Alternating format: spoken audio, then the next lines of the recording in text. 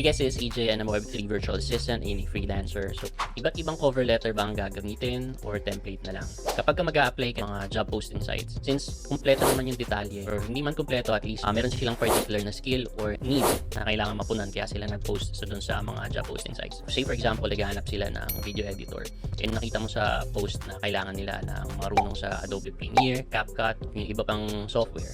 Diba? So, pwede mo sila bigyan ng portfolio link mo. Madi-differentiate nila kung ano yung edit mo gamit yung Premiere Pro and yung CapCut, and syempre iba naghahanap ng editing style, say for example Hormozy style na video editing. Yun ang ibibigay mo sa kanila. Depende sa nag-post na kliyente. Yung iba, hindi naman yun ang kailangan din. So, mas maigi na personalize kada cover letter na ipapasa mo pag sa Upwork or sa OLJ, parang email style yan eh. So, merong subject line and then, of course, mas mainam kung hindi templated yung body ng email. Diba? Kumpara dun sa parang pasa ka lang ng pasa ng resume kung saan-saan, so parang ganon. Mas maganda kung personalized.